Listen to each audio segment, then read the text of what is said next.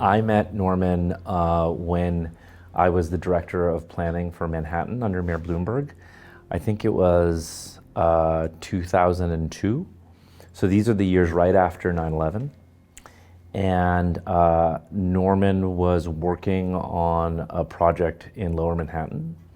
Uh, and uh, and so we were in the course of ordinary design review. And what's interesting is I think many lesser architects found that kind of review to be bureaucratic and annoying.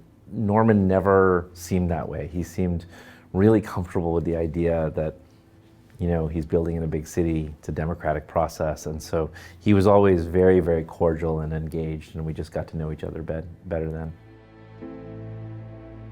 When I was a student, I of course followed all of his work.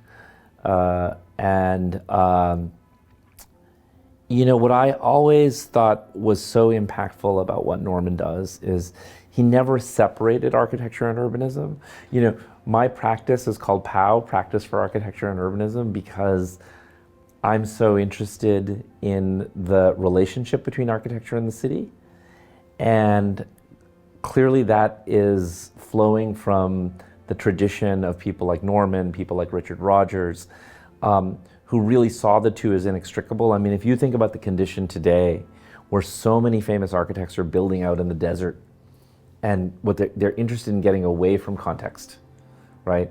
And Norman is still trying to build a better city, understanding public transport, sustainability, infrastructure systems, energy systems.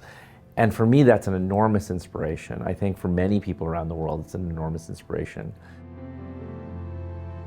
In New York City, I think Norman, with the Hearst building, taught us how to rethink historic structures. My own work at Domino, I think, owes a lot to Norman and his work there.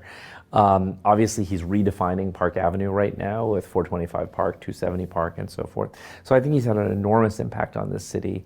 And he's also managed to do something that I think a lot of European architects really struggle with in New York City, which is New York is a tough town to build in, and the developers are tough.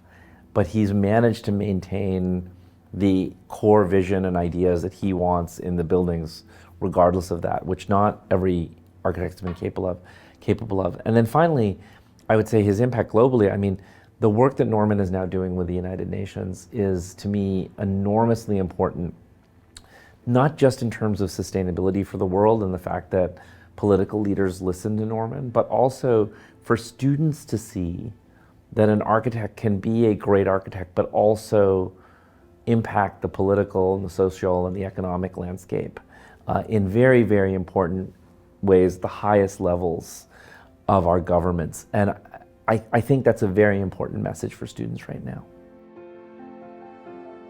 I am so extraordinarily impressed by the foundation and what's been accomplished there in such a short amount of time. It's a real pleasure to be able to interact with the foundation in terms of the scholars that come. We've already, I think, had very successful short workshops, and now with the Institute forming and a whole set of scholars coming for a year, I am so impressed with the students. I mean, the staff runs the foundation, the Institute, to, I think, the highest level. And I think what's so interesting about it is both a reflection of Norman. Obviously, his archive is there, all the extraordinary models and other things that you find there. But it's also, I think, an extension of Norman's values as they extend well beyond his personal work and into the work of so many people and these scholars. Because it's really, if we're going to solve the climate change problem, it's up to young people now. And so when I interact with the scholars, I'm always impressed by how they're taking kind of the seeds that Norman has planted, and now they're creating their own garden.